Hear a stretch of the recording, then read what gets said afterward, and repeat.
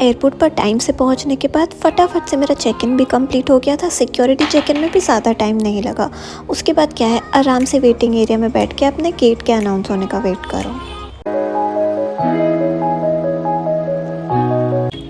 तो प्लेन आ चुका था और सारे पैसेंजर्स को प्लेन तक ले जाने के लिए एक बस आई हुई थी और आप देख सकते हैं कि प्लेन तक पहुंच गए थे। काफ़ी क्राउडेड थी bus, but I manage to get a seat for my self.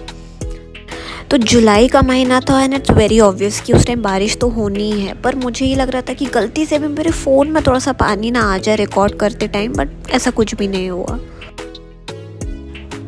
Honestly काफ़ी प्राउड फील हो रहा था सब कुछ अकेले मैनेज करते हुए।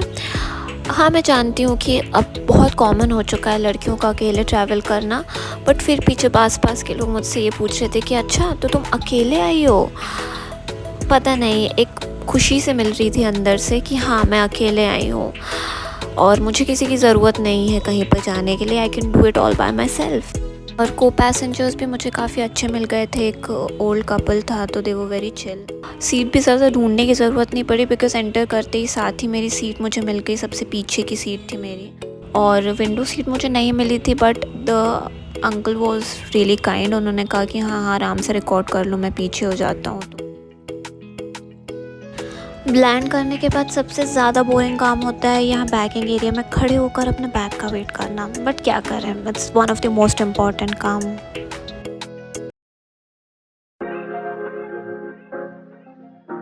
और काफ़ी अच्छा रूम था, बस एसी का टेम्परेचर थोड़ा ज़्यादा था तो मुझे रूम सर्विस को कॉल करके वो सेट करवाना पड़ा because I couldn't do it by my self.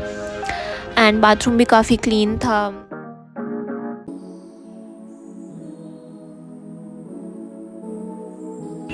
फिर उसके बाद जल्दी से फ्रेशन अप होके मैं चली गई नीचे डिनर करने के लिए। और जब मैंने देखा कि बुफ़े है तो मैं बहुत खुश हो गई क्योंकि बुफ़े में मुझे लंच डिनर मेनली खाना खाने में बहुत मज़ा आता है।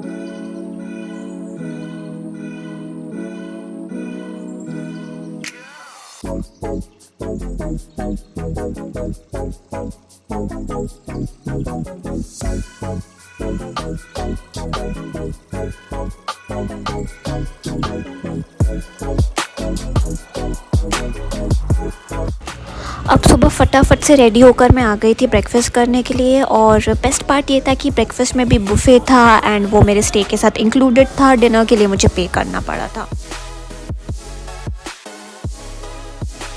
ब्रेकफास्ट करने के तुरंत बाद ही मैंने ड्राइवर को कॉल कर दिया ताकि वो उनको पहुंचने में भी टाइम लगेगा और उसी टाइम में मैं अपना सामान भी पैक कर लूँगी जो भी मैंने बाहर निकाला हुआ था और ख़ुद भी रेडी हो जाऊँगी।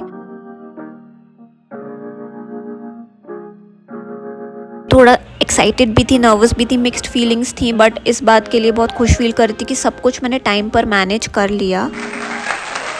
And as I said earlier कि मेरा जो लगेज था वो सिर्फ 15 kgs का था तो उसको ले जाने में और रोल करने में मुझे कोई भी परेशानी हुई नहीं। तो सबसे ज़्यादा मज़ा तब आता है जब आपकी सारी प्रायोरिटीज़ जो है, जो आपकी फॉर्मेलिटीज़ आपको पूरी करनी होती हैं वो पूरी कंप्लीट हो चुकी हूँ और अब आपके पास फ्री टाइम है तो आप आराम से एयरपोर्ट एक्सप्लोर कर सकते हो।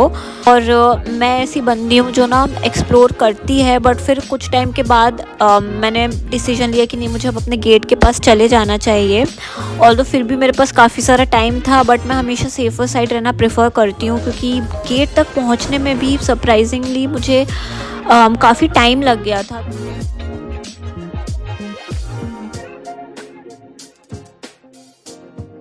और ये मैं फाइनली अपनी फ़्लाइट के अंदर आ चुकी हूँ, अपनी सीट पर बैठ गई हूँ एंड यस।